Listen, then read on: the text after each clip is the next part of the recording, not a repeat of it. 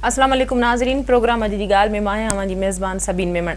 नाज़रीन, अगस्त जो महीनो शुरू थींदे ई जेतोणीकि सियासी सरगर्मी उरूज ते आहिनि, पर सियासी पार्टियुनि पारां 14 अगस्त ते इनकलाब ऐं आज़ादी मार्च जे गॾियल ऐलान खां पोइ हुकूमत अञा मुंझारे जो शिकार थी वई आहे। तोड़े जो वज़ीर आज़म साहब इहा ॻाल्हि बार बार चई त ॻाल्हियुनि जा दरवाज़ा खुलियल आहिनि। इनकलाब ऐं आज़ादी मार्च जूं ॻाल्हियूं कंदड़ इहो ॿुधाइनि त उन्हनि जे इनकलाब या आज़ादी मार्च जी लॉजिक छा आहे ऐं हू छा चाहिनि था। त ॿिए तरफ़ वरी हुकूमत जे ख़ात्मे ताईं एहतजाज ते वेहण जी ॻाल्हि कंदड़ पार्टियुनि पारां का बि लचक न पई ॾेखारी वञे। हुकूमत जी इत्तेहादी पार्टियूं जेतोणीकि त टाकड़ी जी कोशिशूं करे रहियूं आहिनि त जीअं जमहूरियत खे नुक़सान न पहुचे ऐं जमहूरी तरीक़े सां आयल हुकूमत क़ाइमु रही सघे। अॼोके प्रोग्राम ते इन मौज़ू ते ॻाल्हाईंदासीं, पंहिंजनि महिमाननि खे लाइन ते वठंदासीं, उन्हनि खां इन सियासी सूरत हाल ते तजियो वठंदासीं। असां सां हिन वक़्तु फ़ोन लाइन ते आहिनि जमात इस्लामी जा अॻवान असदुल्ला भुट्टो साहब। भुट्टो साहब, हिन वक़्तु मुल्क में जेका सियासी छिकताण सियासी पार्टियुनि जे हवाले सां जेका सूरत हाल नज़र अची रही आहे, जंहिंमें इनकलाब या आज़ादी मार्च जूं ॻाल्हियूं कयूं पियूं वञनि, तव्हां इन सॼी सूरत हाल खे कीअं था ॾिसो? तव्हांजी बि महिरबानी ऐं सिंध टीवीअ जी महिरबानी। ॻाल्हि इहा आहे त हिन वक़्तु जेको आहे मुल्क में छिकताण नज़र अची रही आहे, इन में का बि क़ौमी एजेंडा कोन्हे का। मिसाल जे तौर ते महांगाई आहे, बेरोज़गारी आहे, या हिते असां वटि लोड शेडिंग आहे, या दहशतगर्दी आहे, या हिते जेका ॿिया मसाइल आहिनि अवाम जा, उन्हनि मां कंहिं मसइले ते न आहे। इमरान ख़ान जो ज़ोर जेको आहे उहो सिर्फ़ु चइनि 5 सीटनि जे मथां आहे ऐं उनखां पोइ उनखां वधीक वधि में वधाए 10 सीटनि ताईं। अहिड़े नमूने सां कादरी साहब जो इनकलाब जेको आहे उहो उनजो पाण रहे थो मुल्क खां ॿाहिरि कैनेडा में, इनकलाब पाकिस्तान में थो आणे पियो। त इन करे ॻाल्हि सम्झ में नथी अचे त हीउ जेको सभु कुझु थी रहियो आहे, इन जो असुलु फ़ाइदो त कंहिंखे बि न आहे थियणो, पर नुक़सान खां कीअं बचिजे।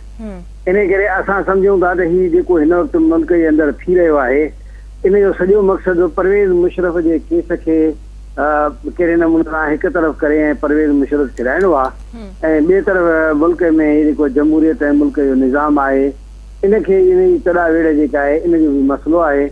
इन करे जेके मुहब वतन या जमहूरी कुवतूं आहिनि या असां इस्लामी जमातूं आहियूं, उनखे वॾी परेशानी आहे त हिन मुल्क में हीउ जेको कुझु थी रहियो आहे, इन जो फ़ाइदो असांखे न अवाम खे आहे, न मुल्क खे आहे, न इहो मुल्क जी मुफ़ाद में आहे, न दीन जी मुफ़ाद में आहे, बल्कि इहो हिकिड़े गैर ॾिसंदड़ हथनि जे हथ में इहा शइ हली वई आहे। भुट्टो साहब, जॾहिं त एहतजाज कंदड़ या इनकलाब जूं ॻाल्हियूं कंदड़ या आज़ादी मार्च जूं ॻाल्हियूं कंदड़ पार्टियुनि जो इहो चवणु आहे त इहो अवाम जे हक़ में बहितर थींदो या अवाम जे लाइ करे रहिया आहिनि। छा वाकई तव्हां सम्झो था त हिन में को सियासी मफ़ाद न आहे, इहो अवाम जे लाइ बहितर थींदो? मूंखे हिकिड़ी ॻाल्हि सम्झ में नथी अचे त भला इमरान ख़ान साहब या असांजी अवामी जेका या पाकिस्तान तहरीक इंसाफ़ आहे, इहो जॾहिं इलेक्शन जो रिज़ल्ट ऐलान थिया तंहिं महिल क़बूल करे वरितऊं। हाणे उहे वरी जेको आहे हुन ते एहतजाज कनि था पिया त तव्हां क़बूल छो कया। ऐं ॿी ॻाल्हि इहा त अहिड़े नमूने सां जेको इनकलाब जी ॻाल्हि कनि था पिया, उहो इनकलाब जेको अॻे भेरे बि आहे उहो त छो मोटी वियो उन त हीअ माना त असुलु ॻाल्हि इहा आहे त हिते मुल्क जे अंदरि ऐं मामलात जेके आहिनि उनखे दस्तूर कानून ऐं पार्लियामेंट जी बालादस्ती ऐं उन दायरनि जे अंदरि हल थियणु खपे। ऐं जेकॾहिं उनजे बजाए इन तरह सां जेकॾहिं छड़ो एहतजाज सां जेकॾहिं मसाइल हल न थींदा आहिनि, उनजे लाइ को तरीक़ेकार अख़्तियार करणो पवंदो आहे। भुट्टो साहब, तव्हां नथा सम्झो त जंहिं तरह जी सियासी पार्टियुनि पारां बयानबाज़ी कई पई वञे त अवाम में हिकिड़ो इंतशार फैलायो पियो वञे, हिकिड़ी अफ़रा तफ़री, हिकिड़ी बेचैनी वारी कैफ़ियत आहे? मुंहिंजे ख़्याल में अवाम में त अहिड़ी बेचैनी कोन्हे का, न अवाम जेको आहे उहो ॻाल्हि खे सम्झे बि थो। ऐं असांजी बि कोशिशि इहा आहे जमात इस्लामी जी त कहिड़े नमूने सां इन सॼे मामले खे मुज़ाकरात जे ज़रिए ऐं कानून ऐं दस्तूर जे हदनि जे अंदरि रहंदे ऐं पार्लियामेंट ऐं ॿियनि इदारनि जे ज़रिए जेको आहे इन मसइले खे हल कयो वञे। इन करे असां पाण जमात इस्लामी जो अमीर सिराजुल हक़ साहब जेको आहे उन इमरान ख़ान सां बि मुलाक़ात कई आहे। उन जेको आहे इन सां बि पंहिंजो नवाज़ शरीफ़ साहब सां बि मुलाक़ात कई आहे। असां चाहियूं था त हुकूमत जे विच में हुनजे विच में कंहिं मामलात खे कंहिं दस्तूर ऐं कानून मुताबिक़ ठाराए वञे ताकि जमहूरियत जो निज़ाम हली सघे ऐं मुल्क जो निज़ाम बि हलंदो रहे। भुट्टो साहब, वज़ीर आज़म साहब त अॼु बि पंहिंजे बयान में इहो चयो आहे त हू हिकिड़े फ़ोन कॉल ते जॾहिं हली आयो त ॿीहर जॾहिं ॻाल्हियुनि जी जेका आहे आछ कई वई त हू ज़रूरु हली वेंदो। तव्हां सम्झो था त हुकूमत पारां त अञा बि लचक जो मुज़ाहिरो कयो पियो वञे, ॻाल्हियुनि जे लाइ दरवाज़ा खुलियल हुअण जी ॻाल्हि कई पई वञे, पर मुख़ालिफ़ पार्टियुनि पारां का बि लचक न पई ॾेखारी वञे? इहा ॻाल्हि तव्हांजी सही आहे। ज़ाहिर आहे त जिन एहतजाज जो ऐलान कयो आहे, असां त इहा ई कोशिशि करे रहिया आहियूं त हुकूमत ऐं हुन जे विच में पुल जो किरदारु अदा कयूं ऐं कहिड़े नमूने सां मुल्क जे अंदरि अफ़रा तफ़री ऐं हुन सां गॾु इहे जेका जमहूरी निज़ाम खे ख़तरात आहिनि या हिन मुल्क जे अंदरि वरी हिकिड़े जेको आहे मार्शल लॉ या टेक्नोक्रेट नाले ते हुकूमत या कहिड़े नमूने सां मुल्क जे निज़ाम खे जेको डीरेल थियण जो जेको ख़तरो आहे उन खां बचाइण जे लाइ कोशिशि करे रहिया आहियूं। भुट्टो साहब, तव्हां सम्झो था त इहे टियाकड़ी जूं कोशिशूं या मुल्क खे इंतशार खां या जमहूरियत खे बचाइण जे लाइ जेके कोशिशूं कयूं पियूं वञनि इहे कामयाब थी सघंदियूं? असल में असां अञा ताईं इन जे लाइ इन करे पुरुमीद आहियूं त इहे सियासी मुज़ाकरात आख़िरी ॾींहुं बि वञी करे कामयाब थी सघंदा आहिनि। त इन करे मायूसी जी ॻाल्हि न आहे। असां त गैर जानबदार थी करे हुकूमत खे बि चई रहिया आहियूं त अपोजिशन जो हक़ आहे एहतजाज करणु, उनखे एहतजाज पुरअमन एहतजाज करणु ॾिनो वञे ऐं पुरअमन एहतजाज में रुकावट न विधी वञे। ऐं ॿिए तरफ़ हुननि खे बि चई रहिया आहियूं त तव्हां बि कानून खे हथ न विझो। अॼु इमरान ख़ान हिन ॻाल्हि कई आहे त अॼु अख़बारनि में जेको हुन बयानु छपियो आहे त असां कानून जे असां हथ चुनाव न कंदासीं, ईअं मुंहिंजे ख़्याल में इहो सुठो ऐलान आहे। पर मसइलो इहो आहे त अञा बि इन खां वधीक अॻिते वधी करे इन मामलात खे गुफ़्तगू जे ज़रिए हल करण जी ज़रूरत आहे। भुट्टो साहब, आख़िरी सवाल तव्हां खां त एहतजाज जॾहिं अवाम जे मफ़ाद लाइ या तब्दीली जे लाइ कयो पियो वञे त असां वटि मुल्क में केतिरा ई मसइला आहिनि, छा इन्हनि एहतजाजनि जे ज़रिए इनक़लाब आणे सघे थो? छा एहतजाज जेको आहे सो सिर्फ़ु हुकूमत जे ख़ात्मे ताईं महदूद आहे? हिन वक़्तु सूरत हाल इहा नज़र अची रही आहे त इन्हनि एहतजाजनि जो मक़सदु सिर्फ़ु ऐं सिर्फ़ु जमहूरी हुकूमत खे ख़तमु करण ताईं महदूद आहे? असल में इहा ई उहा बुनियादी ॻाल्हि आहे जेका असां सम्झूं था त मुल्क जे अंदरि तब्दीली जेकॾहिं आणणी आहे इलेक्शन जे निज़ाम में त उन जे लाइ असेंबली में हिकिड़ी कमेटी ठही आहे क़ौमी असेंबली में। हाणे उन कमेटीअ में ख़ुदि सभिनी पार्टियुनि जा जमात इस्लामी जा माण्हू आहिनि, पीपुल्स पार्टी जा आहिनि, उनमें ANC जा आहिनि, उनमें इमरान ख़ान जी पार्टी जा आहिनि, ॿिनि सभिनी पार्टी मौलाना फज़ल रहमान जा ॿिनि पार्टी जेके बि आहिनि उन सभिनी जा माण्हू उते मौजूदु आहिनि। त उन कमेटी खे कमु करणु ॾिनो वञे ताकी इंतिखाबी इस्लाह जे लाइ कयो वञे। जेकॾहिं किथे को पंहिंजो धांधली थी आहे, यकीननि केतिरनि हंधनि ते धांधली इलेक्शन में थी बि आहे त उन जे लाइ ट्रिब्यूनल बि मौजूदु आहिनि, ॿिया कानूनी रस्ता बि मौजूदु आहिनि, अदालतूं बि मौजूदु आहिनि। ऐं टी ॻाल्हि जेका आहे उहा इहा आहे त जेकॾहिं कंहिंजे ख़िलाफ़ का शिकायत आहे या कंहिंजे धांधलियुनि जे या उनजे करप्शन हुजण जे या उनजे ॿिनि मामलात में त उनजे लाइ बि कानूनी दस्तूरी रस्ता मौजूदु आहिनि। पर एहतजाज करण बि बराबरि उनजो हक़ आहे, असां उन हक़ खां त इनकार नथा कयूं पिया। पर असां सिर्फ़ु एतिरी ॻाल्हि चऊं था त इन इनक़लाब जे ज़रिए मुल्क में जेको आहे उहा पंहिंजो अफ़रा तफ़री न थियणु खपे। वॾी महिरबानी अवांजी सिंध टीवी न्यूज़ सां ॻाल्हाइण। नाज़रीन, असां सां जमात इस्लामी जो अॻवान असदुल्ला भुट्टो साहब लाइन ते हो, जंहिं असां इहा ॻाल्हि कई त हू जेको आहिनि सो टियाकड़ी कराइण जूं कोशिशूं करे रहिया आहिनि।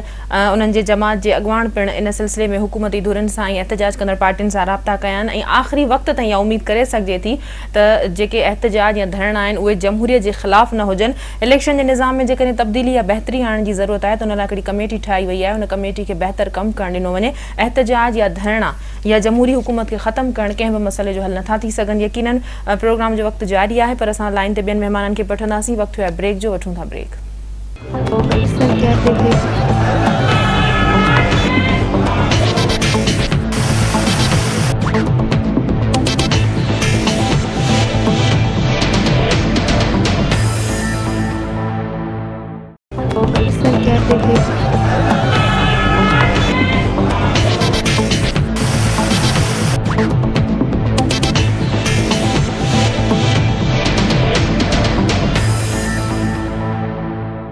वेलकम बैक नाज़रीन वक़्तु असां सां पीपल्स पार्टी जे MNA शाहिदा रहमानी लाइन ते आहिनि, उनखां हिन हवाले सां ॻाल्हि ॿोल कंदासीं। शाहिदा साहिबा, इस वक्त जो मुल्क में सियासी सूरत हाल है, सियासी पार्टियां इनकलाब, धरनों और एहतजाज, आज़ादी मार्च की बातें कर रही हैं, आप क्या समझती हैं कि क्या हम मुल्क को बेहतरी की तरफ ले जा रहे हैं? देखिए, इस मुल्क स्पेशली जबकि 14 अगस्त है, पूरी कौम जो है यौम आज़ादी मना रही होती थी, अपने घरों को झंडों से सजा रहे होते थे और एक खुशी का दिन होता था। आप ये सोचिए कि इस तरीके से इनकलाबी बातें करने वाले दुनिया को क्या मैसेज दे रहे हैं। वो कौम, जिंदा कौमें अपने आज़ादी का दिन शायाने शान तरीके से मनाती हैं और पाकिस्तानी कौम बड़े मैं ये समझती हूँ कि हमेशा हमने देखा कि झंडियाँ लगाना और बच्चों को नए कपड़े पहनाना और स्कूलों में जो तकरीबात होती थी, आज हर पाकिस्तानी जो है सहमा हुआ है, डरा हुआ है कि क्या होने वाला है। तो ये कैसा इनकलाब है?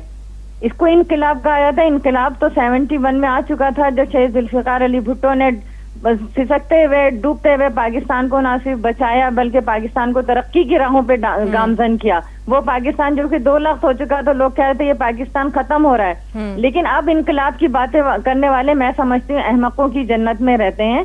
क्योंकि आप ये देखें कि इमरान खान साहब जब इनको केपीके की गवर्नमेंट बनी, जब इनको नजर नहीं आया था, आज 1 साल के बाद जो है ये आजादी मार्च के हवाले से जो इस और वो भी कैपिटल ऑफ पाकिस्तान, यहाँ दुनिया भर के एम्बेसीज होती हैं, दुनिया में मैसेज जाता है, वहाँ क्या मैसेज जाएगा कि हम अपने आजादी के दिन, और फिर वो एक कैनेडियन शहरी जिसने पिछले हमारी गवर्नमेंट में भी आकर यहाँ लॉ एंड ऑर्डर की सिचुएशन क्रिएट की थी, लेकिन यह था कि पाकिस्तान पीपल्स पार्टी की लीडरशिप ने उसको बड़ी इंतहाई समझदारी के साथ सियासी बलोगत को इस्तेमाल करते हुए इसे टैकल किया था।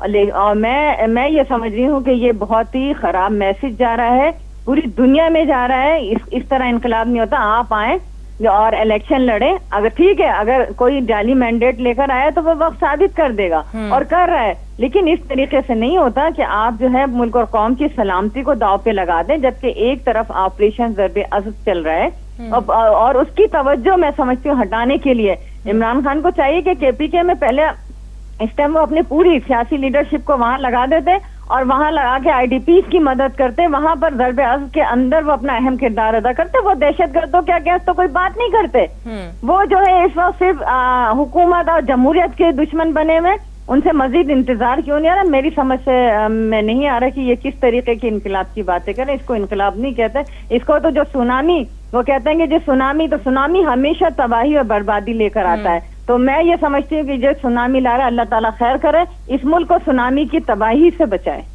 शाहिदा साहबा, आपने अभी जिक्र किया जिस तरह से पीपल्स पार्टी के दौर में भी इस तरह इनकलाब और धरने लगे थे, इनकलाब की बातें हुई थी, फिर इस तरह कोई एग्रीमेंट हुआ था और ये सारी खामोशी हो गई थी। क्या उस वक्त जो आसिफ जरदारी साहब ने सियासी बलोगत से काम लिया था, आप नहीं समझती कि मियाँ साहब के रवैये में वो मुदबिराना तरीका नहीं था, उसी वजह से सारा मामला? ये एक लम्हे फिक्रियत भी है कि मियाँ साहब प्राइम मिनिस्टर हों या इनके मिनिस्टर्स हों, इनके गर्दनों में बड़ी रॉड थी। ये असेंबली में आना पसंद नहीं करते थे, पार्लियामेंट में आना नहीं पसंद करते थे। ये इनके अमल से, इनके रवैयों से, ये तो हमारी लीडरशिप थी जिसने इस तरह से तमाम मसाइल को ना सिर्फ पेश किया और खंदा पेशानी के साथ उनको हल किया। लेकिन मैं ये समझती हूँ कि नवाज शरीफ और इनकी टीम जो कि बड़ी अहल होती थी, वो 1 साल में कौम ने खुद देख लिया और बीबी का ये कॉल था कि democracy is the best revenge, तो वो एक वक्त ने साबित कर दिया कि जो जाली मैंडेट से आया था और जो कहते थे हमारे पास भारी अक्सरियत है और बड़ी माहिरीन की टीम है, आज वो माहिरीन की टीम कहाँ है? आप ये देखिए कि आज फिर कौम की नजरें जो है साबिक सदर आसिफ अली जरदारी साहब की तरफ है कि वो आए और अपना किरदार इसमें अदा करें। मैं समझती हूँ कि प्राइम मिनिस्टर नवाज शरीफ को चाहिए और उनको सियासी बलोगत का मुजाहरा करते हुए साबिक सदर आसिफ अली जरदारी साहब को बुलाएं। आप ये देखें कि इस वक्त जो ये सिचुएशन हो रही है, इसमें कौन है इनकलाब की बातें करने वाले? शेख रशीद, जिसको कौम ने देखा कि वो हमेशा माशाल्लाह एडमिनिस्ट्रेटर के साथ खड़े होते थे। आप ये देखें कि वो चौधरी शुजात, वो जो कहते थे कि 100 मरतबा मैं वर्दी में सदर मुंतखब कराऊंगा, आज वो एक टोला बनाकर खड़े हुए और इनकलाब की बातें कर रहे हैं। क्या इन्होंने पहले कौम को क्या दिया है? शाहिदा साहबा, कौम यकीनन जमहूरियत की हामी है, सियासी पार्टियां जमहूरियत चाहती हैं, मुल्क में डीरेल ना हो, लेकिन आप समझती हैं कि ज़्यादा हमने डिक्टेटरशिप को देखा है, तो पीपल्स पार्टी क्या रोल अदा कर सकती है? क्या इस तरह के कोई राब्ते हाल ही में हुए हैं या होने की उम्मीद है? देखें, पीपल्स पार्टी ने शुरू से इस इलेक्शन के ऊपर अपने तहफ़्फ़ुज़ात का इजहार किया था, लेकिन डेमोक्रेसी को डिरेल होने से बचाने के लिए हमने पूरे सिस्टम को ना सिर्फ एक्सेप्ट किया बल्कि हमें फ्रेंडली अपोजिशन का हमेशा ताना सुनने को मिला। लेकिन हमने कहा कि जब सिस्टम चलेगा तो हम अपने मुतालबात भी मनवा सकते हैं, अपना काम भी कर सकते हैं, क्योंकि जमहूरियत के खातिर जो पाकिस्तान पीपल्स पार्टी ने कुर्बानियां दी हैं वो किसी ने नहीं दी। वो लाजवाल कुर्बानियां हैं जो शहीद कायदे अवाम जुल्फ़िकार अली भुट्टो, शहीद मोहतरमा बेनज़ीर भुट्टो ने अपने खून से देकर और लातादाद जो है हमारे कारकुनों ने अपने खून देकर इस पार्टी इस जमहूरियत को बचाया। तो हम इस जमहूरियत को डिरेल नहीं होने देंगे। आपने ये देखा कि हमने गुज़िश्ता 14-15 माह जो भी हुकूमत का था, हमने उसको सहारा दिया, हमें फ्रेंडली अपोजिशन के ताने सुनने को मिले, लेकिन हमने जमहूरियत के खातिर हमने सिस्टम को, और आज भी आप ये देखें कि आसिफ अली जरदारी साहब मुख्तलिफ सियासी जमातों के साथ राब्तों में हैं, हमारे अपोजिशन लीडर मुख्तलिफ जमातों के साथ राब्ते में। हमने हमेशा ये कहा कि हम डेमोक्रेसी के साथ हैं, सिस्टम चलेगा तो पाकिस्तान में अगर जमहूरियत रहेगी, पाकिस्तान रहेगा, तो हम सब रहेंगे और काम भी होगा। लेकिन अगर इसको हम डिरेल होंगे तो आपको पता है कि लम्हों की खता सदियां पाते। तो जो माजी में हमने गलतियां की हैं उससे हमें सबक सीखना चाहिए। शाहिदा साहब, आखिरी सवाल आपसे कि इस तरह के इनकलाब या आज़ादी मार्च के हवाले से का जो मकसद इस वक्त हमें नज़र आ रहा है वो यही है कि धांधली के जरिए आई हुई हुकूमत का खात्मा, ख़त्म होना। तो आप समझते हैं कि उसके बाद क्या लॉजिक है? जैसे मियाँ साहब ने कहा कि इनकलाब अगर लाना चाह रहे हैं तो क्या लॉजिक होनी चाहिए उसकी, उसके बाद क्या होगा? ये एक बहुत ज़्यादा बड़ा सवाल है। क्या मिड टर्म इलेक्शन की तरफ हम जा रहे हैं? क्या हालात साजगार हो सकते हैं उसके बाद? और जो पार्टियां जिन्होंने, जिस तरह पीपल्स पार्टी ने जमहूरियत के लिए बहुत ज़्यादा कुर्बानियां दी हैं, क्या ये चीज़ उनके लिए ज़्यादा नुकसानदेह नहीं हो सकती उन पार्टियों के लिए? देखिए, ये सबके लिए नुकसान हो सकता है, पूरी कौम के लिए नुकसान हो सकता है। अगर खुदा न खास्ता जमहूरियत को या मुल्क को कुछ हुआ तो ये पूरी कौम के लिए एक बहुत बड़ा नुकसान है। लेकिन पीपल्स पार्टी ये समझती है कि इनकलाब इस तरह नहीं आता। आप इनकलाब इसको कहते हैं, जिस तरह मैंने कहा कि democracy is the best way. आपने देखा कि 5 साल हमने जिस तरीके से तमाम तर मसाइल अदलिया को, मीडिया का और अपोजिशन का, ये तो नवाज शरीफ साहब ने जो कुछ पिछली गवर्नमेंट में हमारे साथ किया था, मैं समझती कि एक मुकाफात अमल है जो उनके साथ हो रहा है। और वो जो जाली मैंडेट के जरिए आए थे आज वो बेनकाब हो चुके हैं। लेकिन उसके बावजूद हम ये कहते हैं कि जमहूरियत चले, आप वेट किया जाए। गुज़िश्ता हमारा एक और भी प्रपोजल था कि 4 साल के बाद इंतखाबात करा लिए जाए। उसमें अगर वक्त से पहले इंतखाबात होगा, क्योंकि आवाम को पता चल गया कि जो झूठे नारे लगाते थे, झूठे वादे करके आए थे इलेक्शन के अंदर, जिन्होंने झूठे वादे किए थे, जिन्होंने लोड शेडिंग के ऊपर, जिन्होंने बिजली के राइसिस के ऊपर, जिन्होंने महंगाई के ऊपर आवाम से वोट लिए थे, वो आवाम से तमाम तर वादे कोई भी पूरे नहीं कर सके। तो आवाम देख चुकी है कि कौन किस तरीके से हुकूमत में आया था। आवाम खुद फैसला करती, इसी को जमहूरियत कहते हैं। बहुत शुक्रिया आपका सिंटवी न्यूज़ से बात करने का। नाज़रीन, असां पीपल्स पार्टी जंहिंमें ने शाहिदा रहमानी लाइन ते हुई, जंहिं असां सां ॻाल्हि ॿोल कंदे चयो त मुल्क हिन वक़्तु इन सूरत हाल में न आहे जो इन तरह जा इनकलाब जूं ॻाल्हियूं, इन तरह जा जेके एहतजाज आहिनि या जमहूरी हुकूमत ख़त्म करण जूं जेके ॻाल्हियूं कयूं थियूं वञनि उनखे बर्दाश्त करे सघे। यकीनन जमहूरियत इलाही कुर्बानीनि खां पोइ आई आहे ऐं इन प्रोसेस खे ख़त्म करणु क़ौम ऐं सभिनी जो नुक़सान में थी सघे थो। प्रोग्राम जो सिलसिलो जारी रहंदो, पर वक़्तु आहे ब्रेक जो। वठूं था ब्रेक।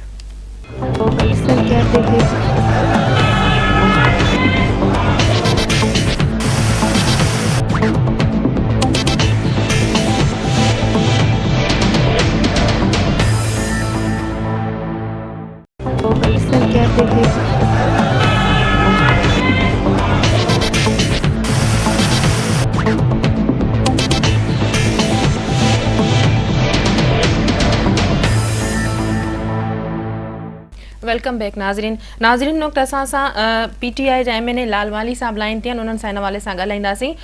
लालवाली साहब, इनकलाब या जेका आज़ादी मार्च जूं ॻाल्हियूं कयूं पयूं वञनि, अॼु मियाँ साहब जेको ख़िताब कयो उन्हनि जो इहो चवणु हो त इनकलाब त अची चुको आहे, इनकलाब इन सूरत में अची चुको आहे त हिकिड़ी जमहूरी जेका हुकूमत आहे तमामु सुहिणे नमूने सां वई आहे, त ॿी जमहूरी हुकूमत जी चूंड थी आहे। तव्हां नथा सम्झो त इनकलाब अची चुको आहे जीअं मियाँ साहब अॼु ॻाल्हि कई? अमीन, मियाँ साहब जेको इनकलाब जी ॻाल्हि कर रहियो आहे, इहो इनकलाब बिल्कुलु आयो 11 मई ते। इहो इनकलाब हुयो धांधली जो, जेका तारीख़ जी बदतरीन रिगिंग कई वई, जेको धांधली कई वई, इहो धांधली जो इनकलाब हुयो। ऐं मुल्क में अञा ताईं कंहिं बि क़िस्म जो को बि इनकलाब कोन आयो आहे। मुल्क जा ग़रीब माण्हू अञा ताईं परेशान आहिनि। रोटी, कपिड़े ऐं रिहाइश लाइ उन्हनि खे का सहूलियत मुयसर न थी आहे। महांगाई तमामु घणी वधी वई आहे। लोड शेडिंग जो अज़ाब आहे। लॉ एंड ऑर्डर जी सिचुएशन तमामु घणी ख़राब आहे। इकोनॉमी जी सूरत हाल घणी ख़राब आहे। इन खे जेकॾहिं मियाँ साहब फरमाइनि था त इहो को इनकलाब आयो आहे, त हू इहो तमामु जेका हिकिड़ी ग़लति ॻाल्हि आहे। अहिड़े क़िस्म जो को बि इनकलाब हिन मुल्क में अञा ताईं न आयो आहे। इनकलाब ईंदो 14 अगस्त ते। माली साहब, इनकलाब जी तव्हां ॻाल्हि कयो था त नथा सम्झो त इहो इनकलाब जेको आहे इन जी लॉजिक छा आहे? इन खां पोइ जेको आहे सो जेके सियासी पार्टियूं इनकलाब या आज़ादी मार्च जूं ॻाल्हि कनि थियूं, उन्हनि वटि लॉजिक छा आहे? उन खां पोइ छा थींदो, छा करणु चाहिनि थियूं उहे? जी बिल्कुलु, लॉजिक इहो आहे त मुल्क में इनकलाब ईंदो साफ़ ऐं शफ़ाफ इलेक्शन जे थ्रू, जमहूरियत जे थ्रू। असीं पाकिस्तान तहरीक इंसाफ इन ॻाल्हि में यकीन रखे थी त असीं आइन ते मुकमल यकीन रखूं था, डेमोक्रेसी ते यकीन रखूं था ऐं नॉन वायलेंट आहियूं। इंसाफ तहरीक इंसाफ जो इहो मौक़ुफ़ आहे त मुल्क में इनकलाब या मुल्क में सोशल रिवोल्यूशन तॾहिं ईंदो जॾहिं हिन मुल्क में साफ़ ऐं शफ़ाफ इलेक्शन थींदियूं जेके अञा ताईं न थी सघियूं आहिनि। माली साहब उन लाइ बहितर न आहे त उन लाइ उन में बहितरी आणण जे लाइ या इलेक्शन जे साफ़ शफ़ाफ इलेक्शन जी तव्हां ॻाल्हि कयो था त हुकूमत खे मुदो पूरो करणु ॾिनो वञे, उन खां पोइ कमेटी ठाही वई आहे, उन कमेटी खे कमु करणु ॾिनो वञे, जॾहिं वक़्तु अचे त पोइ इहो मुदो पूरो करण वारी जेका ॻाल्हि आहे या इंतई हिकिड़ी नाइंसाफ़ी आहे, मुदो उन्हनि खे तॾहिं पूरो करणु ॾिनो वञे हा त जिन धांधली कई जेको हाणे ट्रिब्यूनल्स में साम्हूं बि अचे पई, जिन बैलेट पेपर कूड़ा छपाए ऐं जुडिशरी जेको जजिस बि उन में हिसो वरितो बहिरो वरितो, पर कंहिंखे बि अॼु ताईं का सज़ा न आई आहे त चोरी कंहिं कई, धांधली कंहिं कई, ट्रिब्यूनल्स पंहिंजा कुझु फ़ैसिला ॿुधाया आहिनि ऐं अञा ताईं मुकमल फ़ैसिला बि न ॿुधाया आहिनि। माली साहब जेकॾहिं तव्हां धांधली जी ॻाल्हि कयो था पोइ केपीके में तव्हां हुकूमत छो गवर्नमेंट इन ते का डेवलपमेंट करे हा त जेको जिथे जिथे ॾुआरी निकितो आहे, जिथे जिथे हिकिड़े हिकिड़े माण्हू 300 वोट ॾिना आहिनि, 100 वोट ॾिना आहिनि, माण्हुनि खे गिरफ़्तार थियनि हा, उन्हनि माण्हुनि खे सज़ाऊं अचनि हा, उन्हनि रिटर्निंग ऑफिसर्स खां पुछियो वञे हा, अहिड़े क़िस्म जो को बि क़दम न खयो वियो त पोइ हिन हुकूमत पंहिंजो इख़लाक़ी जवाब विञाए चुकी आहे त हीअ हुकूमत कंटिन्यू करे ऐं हीअ पाकिस्तानी अवाम जो मुतालबो आहे, इहो पाकिस्तान तहरीक इंसाफ जो मुतालबो न आहे। छाकाणि जो सभु सियासी धुरियूं इहो इल्ज़ाम हणी चुकियूं आहिनि, नवाज़ इक़बाल इल्ज़ाम हणी चुकी आहे, आसिफ अली ज़रदारी ख़ान इहो इल्ज़ाम हणी चुको आहे, नेशनल अवामी पार्टी इहो इल्ज़ाम हणी चुकी आहे, MQM इहो हणी चुकी आहे, पाकिस्तान तहरीक इंसाफ इहो इल्ज़ाम हणे थी। तो जॾहिं सभु सियासी धुरियूं, सभु सियासी पार्टियूं इल्ज़ाम हणनि थियूं त ही इलेक्शन जेके हुया उहे उन्हनि में धांधली थी आहे ऐं उहो साफ़ ऐं शफ़ाफ न हुआ त पोइ उन हुकूमत माली साहब तव्हांजी ॻाल्हि कटियां थी थिए, जेका तव्हां धांधलियुनि जी ॻाल्हि कयो था, सभिनी सियासी पार्टियुनि जी किराए हुई त इलेक्शन जेके आहिनि से साफ़ शफ़ाफ तरीक़े सां न थिया आहिनि, धांधलियूं थियूं आहिनि। उन जे बावजूद कंहिं बि सियासी पार्टी इहो न चाहियो त जेको जमहूरी हुकूमत जो हिकिड़ो जेको प्रोसेस असां वटि हलियो आहे, असां वटि जेका आहिनि मार्शल लॉ जो दौर घणो रहियो आहे, उन प्रोसेस खे कंहिं बि तरीक़े सां डिस्टर्ब कयो वञे, ख़तमु कयो वञे। इन जे करे ई सियासी पार्टियुनि जिन खे तहफ़ुज़ात हुआ नतीजनि ते, उन्हनि इन नतीजनि खे क़बूल कयो ऐं नतीजे में सूबनि में हुकूमतूं ठहियूं। KPK ख़ुदि जेको आहे सो PTI ख़ुदि KPK में हुकूमत ठाही आहे। जेकॾहिं ईअं हुयो बि त तव्हां नतीजनि खे क़बूल न कयो, तव्हां छो KPK में हुकूमत ठाही? ॾिसो, इमरान ख़ान इलेक्शन का बाद में जॾहिं हू पंहिंजे बीमारी जी हालत में बिस्तर ते मौजूद हो, उन वक़्त ते इमरान ख़ान इहो चयो हुयो त असीं इलेक्शन खे क़बूल करियूं था पर धांधली खे न कंदासीं। असां इलेक्शन खे क़बूल कयो, असीं सिस्टम जो हिसो थियासीं, पाकिस्तान तहरीक इंसाफ उन जे सिस्टम जो हिसो थी, पर उन हिसो थियण जो मक़सदु इहो न हो त इहो धांधली जेका गुज़िरियल इलेक्शन में थी इहो धांधली जारी रहे ऐं हीअ धांधलियूं कंदा रहनि। ऐं जेके जमायतूं जिन सां ॻाल्हि कई त पाकिस्तान तहरीक इंसाफ स्टेटस को जी जमायत न आहे, उहो स्टेटस को में यकीन नथी रखे, इन करे हू चाहे थी त इहो मौज़ून वक़्तु आहे जे इहो मुतालबो कयूं वञे। छाकाणि त 14 महीना गुज़रण जे बावजूद असां बार बार मुतालबो कयो, पार्लियामेंट हाउस में इहो मुतालबो कयो वियो, ट्रिब्यूनल्स जे साम्हूं कयो वियो, सुप्रीम कोर्ट जे साम्हूं कयो वियो त सिर्फ़ु 4 हल्का खोलिया वञनि, पर छाकाणि त जेकॾहिं हू 4 हल्का खुलनि था त हिन जी धांधली खुली साम्हूं अची वञे थी। हिननि इनकार कयो ऐं जॾहिं असांखे भिसा लॻायो वियो, इंसाफ़ न ॾिनो वियो त असां वटि ॿियो को रस्तो न बचियो हो सवाइ इन जे त असीं एहतजाज कयूं ऐं असां एहतजाज पुरअमन हूंदो, आईनी हूंदो, को बि वायलेंस असीं हुन में क़बूल कोन था करियूं त पोइ असीं जेकॾहिं एहतजाज कयूं था त उन में कंहिं बि दुर खे कहिड़ो एहतजाज थी सघे थो। माली साहब, इन खां वधीक जमहूरी हुकूमत छा हूंदी जो इन जमहूरी हुकूमत में बि इन तरह जा जमहूरी हुकूमत खे ख़तमु करण ख़िलाफ़ जेके आहिनि से एहतजाज थींदा हुजनि? तव्हां नथा सम्झो त एहतजाज बेरोज़गारी खे ख़तमु करण लाइ हुजे, एनर्जी जो जेको क्राइसिस आहे उनखे ख़तमु करण लाइ हुजे, महांगाई ख़िलाफ़ हुजे, करप्शन ख़िलाफ़ हुजे, लॉ एंड ऑर्डर जी सूरत हाल खे बहितर करण लाइ हुजे, पर ही जेको इनकलाब जी लहर आहे 80 ईअं थी रहे त हुकूमत खे ख़तमु करण बिल्कुलु इन ते एहतजाज त करे सघिजे थो, पर ॻाल्हि इहा आहे त इहो सभु कुझु ठीकु केरु कंदो? करो त हुकूमत खे आहे, ऐं उहो हुकूमत जेको धांधली जी पैदावार हुजे, उहा हुकूमत अॼु बि तव्हांखे ॻाल्हियुनि जे लाइ दावत ॾे थी, उहा हुकूमत अॼु बि चए थी त ॻाल्हियूं कयूं वञनि, न रखे, हू हुकूमत कीअं तब्दीली आणे सघे थी? माली साहब, हुकूमत जेका वज़ीर आज़म साहब त अॼु बि तव्हांखे चए थो त हू ॻाल्हियुनि जे लाइ तयारु आहे, अचो ॻाल्हायो, या उन्हनि खे घुरायो तो ॻाल्हाइण लाइ तयारु आहिनि। तव्हां नथा सम्झो त इन सॼी सूरत हाल में जेके एहतजाज कंदड़ पार्टियूं आहिनि उन्हनि तरफ़ां का लचक न पई ॾेखारी वञे ऐं का टीं धुर इन जो फ़ाइदो वठी सघे थी? ॾिसो, जेकॾहिं का बि टीं धुर उन जो फ़ाइदो वठंदी, जेकॾहिं बर्तानिया में 20 लख माण्हू, जमहूरियत छा खे चवंदा आहियूं, जमहूरियत मज़बूत आहे त बर्तानिया में आहे, जमहूरी क़दरूं आहिनि त हुते आहिनि, हुते जेकॾहिं 20 लख माण्हू निकिरी एहतजाज कनि था त हुते कोई ख़तरो कोन हूंदो आहे। हिते जेकॾहिं 10 लख माण्हू निकिरनि था त हिते जमहूरियत खे ख़तरो नज़र अची वेंदो आहे। इहा ॻाल्हि असांजी सम्झ खां ॿाहिरि आहे। ऐं मियां साहिब अॼु इहो बि चयो त कहिड़ियूं धुरियूं आहिनि जेके इनखे ऑर्केस्ट्रा करे रहियूं आहिनि, जेके इनखे प्लान करे रहियूं आहिनि। त PM नवाज शरीफ साहिब त ख़ुदि हुकूमत में आहे, हुनखे ख़बर हुजणु घुरिजे त जेकॾहिं हुनखे पंहिंजनि इदारनि ते एतमाद न आहे त हाणे ज़िम्मेवार बि हू पाण हूंदो। जेकॾहिं का गैर जमहूरी धुर, असीं हर सूरत में कंहिं बि गैर जमहूरी धुर जो मार्शल लॉ जो सख़्त तरीन लफ़्ज़नि में मुखालफ़त करियूं था, कंहिं बि सूरत में क़बूल न कंदासीं। ऐं जेकॾहिं अहिड़े क़िस्म जो वाक़ियो थियो त उहो PML नून जी गवर्नमेंट जे कोताहियुनि जे करे थींदो ऐं उनजी ज़िम्मेवार पाकिस्तान मुस्लिम लीग नून हूंदी। माली साहब, आख़िरी सवाल तव्हां खां, त तव्हां इन तरह जमहूरी हुकूमत खे ख़तमु करण या जमहूरी निज़ाम खे ख़तमु करण जे ख़िलाफ़ बि न आहियो, इहा बि ॻाल्हि कयो था। ऐं ॿिए तरफ़ तव्हांजी जेको एहतजाज या इनक़लाब मार्च जी या आज़ादी मार्च जी जेका ॻाल्हि आहे उहा सिर्फ़ु ऐं सिर्फ़ु जमहूरियत जे ख़ात्मे ताईं महदूद आहे। तव्हां न पिया सम्झो त इहे डबल जेके आहिनि बयान अची था वञनि?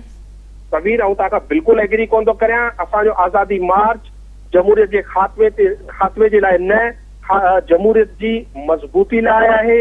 ऐं असीं चाहियूं था, पाकिस्तान तहरीक चाहे थी त हिन मुल्क में अहिड़ी जमहूरियत क़ाइमु थिए जंहिंमें को बि साज़िश न थी सघे, उनजा मसइला हल थियनि, लॉ एंड ऑर्डर बहाल थिए, लोड शेडिंग ख़तमु थिए ऐं माण्हुनि जी विल हुजे, माण्हुनि जे वोट जे तक़दुस खे पायमाल न कयो वञे। माण्हू जंहिंखे वोट ॾियनि उहे हुकूमत में अचनि, उहे माण्हू अची हुकूमत कनि। हिते लखे माण्हू निकिरनि था, वोट ॾियनि था, त हिकिड़ी धुर खे रिज़ल्ट अचे थो फेवर में ॿी धुर जे। तव्हां पाण ॾिसो जेके बि हिते ट्रिब्यूनल जा फैसला आया आहिनि त उन्हनि में छा साबित थियो आहे। हर कॉन्स्टिट्यूंसी में 40 खां 50,000 वोटनि जो फ़र्क़ु अचे पियो, जेके कूड़ा निकिता आहिनि, जेके वेरीफाई नथा थी सघनि, जंहिंजी वेरिफिकेशन कोई कोन्हे। जेकॾहिं हिकिड़े हिते कॉन्स्टिट्यूंसी मां एतिरा वोट कूड़ा निकिरंदा त पोइ जमहूरी उनखे तव्हां जमहूरी हुकूमत कीअं चई सघो था? असीं सिर्फ़ु जमहूरियत खे मज़बूत करण लाइ निकिता आहियूं। असीं चाहियूं था त हिन मुल्क जी अवाम लाइ का खुशहाली अचे ऐं उहो खुशहाली सिर्फ़ु हिकिड़ी जमहूरी ऐं जमहूरी तरीक़े सां आंदल हुकूमत ही करे सघे थी।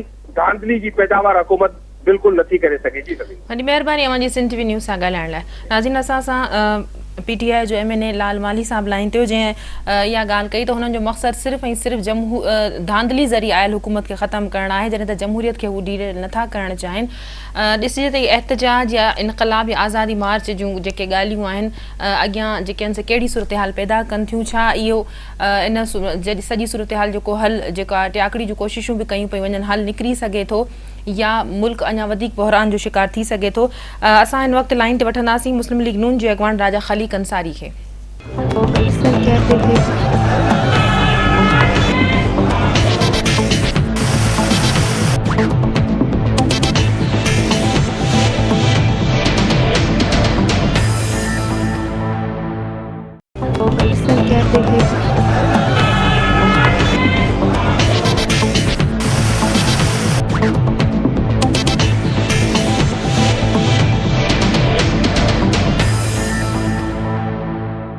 वेलकम बैक नाज़रीन हिन वक़्तु असां सां मुस्लिम लीग नून जो अॻवान राजा ख़लीक अंसारी साहब लाइन ते, उन्हनि खां हिन हवाले सां ॻाल्हि ॿोल कंदासीं। ख़लीक साहब, 14 अगस्त ते इनक़लाब ऐं आज़ादी मार्च जे गॾियल ऐलान खां पोइ छा हुकूमत वटि को अहिड़ो ऑप्शन बचियो आहे जंहिंसां इन मामले जो को सियासी हल निकिरी सघे?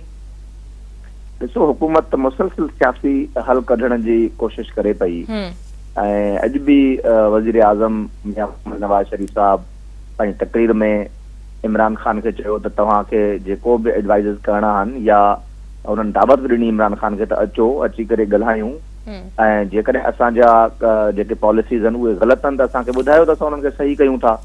उन्हनि इहा बि ॻाल्हि वरजाई त जेकॾहिं असांजी हिन वक़्तु ताईं 1.5 साल में को बि करप्शन जो स्कैंडल न आयो आहे, इहा बि ॻाल्हि तव्हांखे पसंदि न आहे त इन ते बि वेही करे ॻाल्हि ॿोल करे सघिजे थी। पर ॿिए तरफ़ इमेच्योरिटी तमामु हद खां हिकिड़ी हद ताईं हूंदी आहे। इमेच्योरिटी बि उनखे माण्हू बर्दाश्त करे सघे थो, पर हाणे उहा हद क्रॉस करे वई आहे इमरान ख़ान साहब जी या ताहिरुल क़ादरी साहब जी, जेका गैर क़िस्म जी जेका गैर संजीदगी आहे ऐं उहा इन हद ताईं वधी वई आहे जो हाणे हू ॻाल्हियुनि ते तयारु न आहिनि। हाणे हुननि जा लीडर्स हू पाण चवनि था त हाणे ॻाल्हियूं जेके आहिनि उहे 14 अगस्त खां पोइ थींदियूं, उहे धरननि खां पोइ थींदियूं, उहे जॾहिं अवाम खे माण्हुनि खे गॾु विहारे वेहंदा उन खां पोइ थींदियूं। त आउं सम्झां थो त इहा हिकिड़ी सियासी बालकपण आहे ऐं इन सां कंहिं बि क़िस्म जो जेको आहे उहो फ़ाइदो कोन थींदो, बल्कि मुल्क ऐं क़ौम खे नुक़सानु थींदो। तो इन करे इहा रविश जेका आहे इहा इन्हनि सियासतदाननि खे छॾणी पवंदी। ॿी सूरत में पाकिस्तान जो अवाम इहो सोचण ते मजबूर थी वेंदो त छा हुकूमत पाकिस्तान जे ख़िलाफ़ इहे धुरियूं इन करे निकितियूं आहिनि त उन्हनि तालिबान जे ख़िलाफ़ जंग विड़ी आहे ऐं उन्हनि तालिबान जे ख़िलाफ़ ऑपरेशन शुरू कयो आहे, या इन करे उहे इहे धुरियूं ॿाहिरि निकितियूं आहिनि ऐं हुकूमत खे डिस्टेबलाइज़ ऐं जमहूरियत जो तख़्तो ऊंधो करण जे लाइ पोयां लॻियूं आहिनि त हिन वक़्तु जेका मौजूदा हुकूमत आहे उन तमामु आइनी ऐं कानूनी मौक़िफ़ इख़्तियार कयो आहे परवेज़ मुशर्रफ जे मुस्तक़बिल जे बारे में। त मां सम्झां थो त पोइ पाकिस्तान जा माण्हू इहो सम्झण ते मजबूर थी वेंदा त छा नवाज़ शरीफ़ खे परवेज़ मुशर्रफ सां कानून जे मुताबिक़ हलण जी सज़ा ॾिनी पई वञे, या तालिबान जे ख़िलाफ़ सख़्तु मौक़िफ़ इख़्तियार कंदे उन्हनि जे ख़िलाफ़ ऑपरेशन शुरू करण जी सज़ा ॾिनी पवंदी। इहो पाकिस्तान जो माण्हू सोचण ते ज़रूरु मजबूर थींदो।